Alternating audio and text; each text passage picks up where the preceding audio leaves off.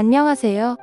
저는 군대를 갓 제대하였고 남들과 마찬가지로 평범한 일반인 20대 후반의 남자입니다.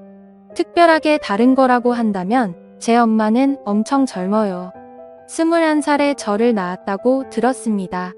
요즘은 평균 30대에 결혼한다고 치면 저는 정말 일찍 태어난 거였죠. 그리고 우리 아버지는 저와 제 엄마와 같이 살지 않았습니다. 그냥 결론부터 말씀을 드리자면 아버지에게는 부인이 셋이나 있으셨거든요. 저희 집안이 아들이 무척 귀한 집입니다. 아버지는 본처와 둘째 부인에게서 딸을 6이나 낳았고 나는 셋째 부인의 아들입니다. 아버지는 돈이 무척 많은 사람이고 부인들에게 집을 한 채씩 사주어 그 집에서 아버지의 자녀들이 살고 있습니다. 그것도 새 집이 나란히 있고 우리 엄마는 아버지의 부인들 중에서 제일 어리고 피부톤이 제일 하얗습니다. 아버지는 일주일에 3번은 오셨습니다. 아버지는 키가 184cm입니다.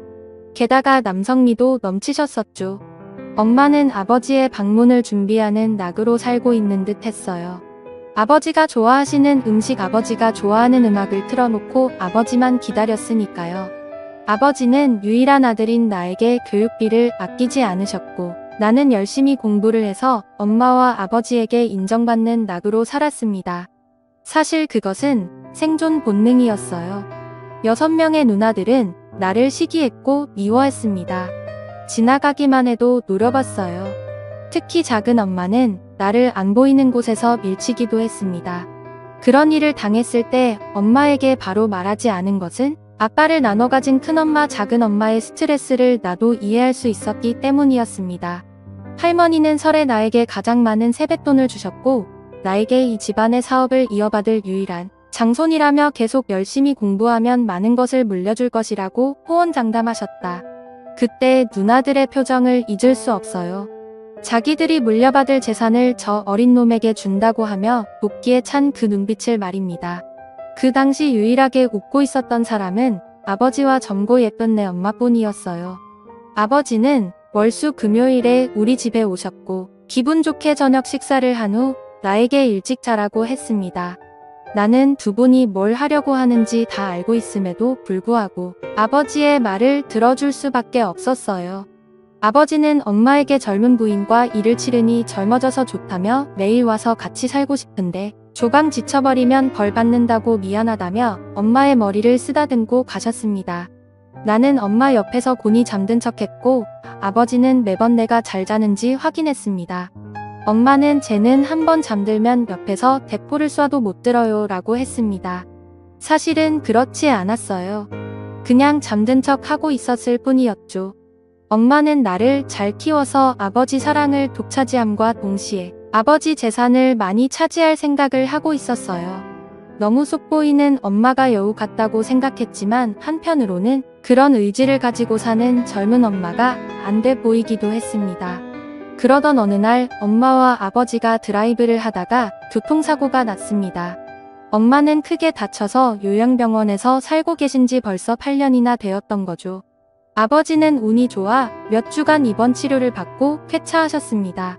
나는 엄마가 없어 큰엄마의 도움을 받아 끼니를 해결했고 아버지는 그런 나를 더 안쓰럽게 여겼어요.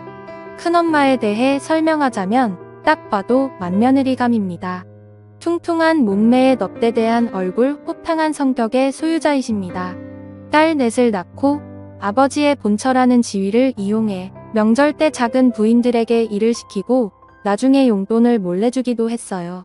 당근과 채찍을 적절하게 쓸 줄 아는 스타일이었지요. 게다가 내가 미울 텐데 나에게 늘 친절했습니다. 누가 보지 않아도 늘 한결같이 대해주었고 큰엄마가 만들어주신 고소한 잡채 오이소박이는 정말 일품이었어요.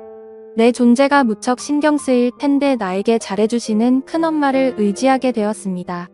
어느 날 엄마에게 면회를 갔다 온 후 차도가 없는 엄마를 생각하며 시무룩한 표정으로 집에 앉아 있는데 큰엄마가 술에 취해 반찬을 들고 오셔.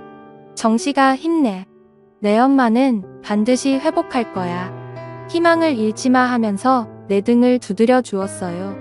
그런 큰엄마의 따뜻한 마음이 느껴져 큰엄마를 부둥켜 안고 울었습니다. 큰엄마는 나를 안아주고 마음껏 울라고 하셨습니다. 나는 그때 대학생이었고 2달 뒤에 군입대를 앞두고 있던 때였습니다. 큰엄마는 그러지 말고 우리 술 마시자고 했고 나는 냉장고에서 막걸리와 안주를 챙겨 나와 식탁에 마주 앉았습니다. 큰엄마를 다시 보니 은근 남자의 마음을 이해해주는 포근한 성격이었어요. 나는 용기를 내서 말했습니다. 큰엄마, 오늘 큰엄마를 꼭 껴안고 자고 싶어요라고 말입니다. 큰엄마는 엄마 품이 그리운데 엄마는 병원에 누워서 아들도 못 알아보고 있으니 얼마나 속상하니 큰엄마가 안아줄게, 같이 자자고 했습니다. 나는 큰엄마의 따뜻한 마음씨에 감동했고 큰엄마 손을 잡고 내 방으로 들어갔어요. 큰엄마는 나를 안아주었고 나는 큰엄마의 가슴에 얼굴을 파묻고 눈을 감았어요. 그런데 큰엄마가 조용히 말을 시작했습니다.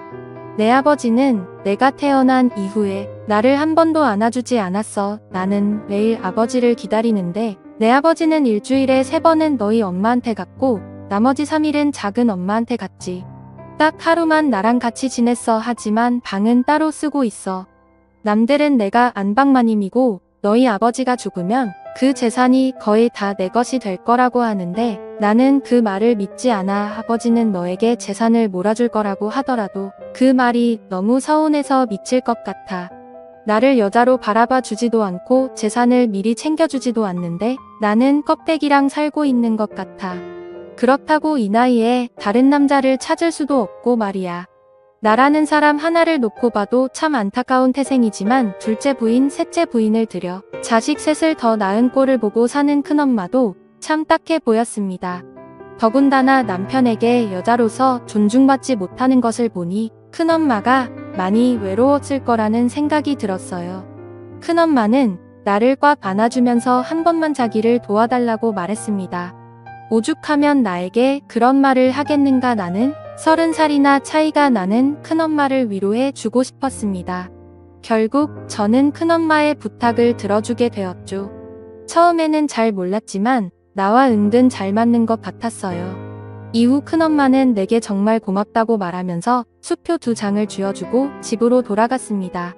큰엄마의 한 맺힌 인생을 생각해보니 가엾기도 했고 중년 부인의 매력을 알게 되니 만감이 교차했습니다. 큰엄마는 그날 이후로 반찬을 갖다 준다는 핑계로 우리 집에 자주 왔고 내가 좋아하는 막걸리도 준비해서 말입니다. 우리는 만날 때마다 즐겁게 시간을 보냈고 큰엄마는 점점 화색이 돌기 시작했습니다. 아버지는 큰엄마에게 요즘 즐거운 일 있냐고 물었다고 했어요. 큰엄마는 당신 같은 바람둥이는 알 필요 없다고 했다 합니다. 나는 귀여운 우리 큰엄마에게 오랫동안 비밀 남자친구가 되어주기로 결심했습니다. 그리고 나는 군에 입대했습니다. 어느 날 큰엄마가 면회를 왔어요. 엄마는 여전히 의식을 못 찾는 상태라고 하네요. 그리고 맛있는 음식을 잔뜩 사주시고 돌아갔습니다. 큰엄마의 면회는 여러 번 이어졌고 나는 제대를 하게 되었습니다. 큰엄마는 대놓고 우리 집에서 잠을 자고 갑니다. 아버지는 그런 큰엄마의 행실을 눈치채는 것 같았지만 큰엄마는 술 마시다가 취해서 잠이 들었다고 발뺌을 합니다. 큰엄마는 자신이 관리를 잘하는지 점점 젊어지는 것 같고 살도 빠지더군요. 그런 노력하는 모습에 큰엄마가 너무 예쁘고 좋아서 큰엄마를 외면하지 못하고 있습니다. 이런 내가 잘못하고 있는 것이라면 벌은 나중에 받겠습니다. 하지만 큰엄마를 외면할 수는 없습니다. 아버지는 사람은 늘 돕고 살아야 한다고 하셨으니 나중에 우리의 사이가 들키게 되면 이게 다 아버지 때문이라고 되들어 볼 생각입니다. 제가 잘못된 행동을 저지르고 있는 걸까요? 현명한 여러분들의 답변을 부탁드리겠습니다. 오늘의 사연은 여기까지입니다. 감사합니다.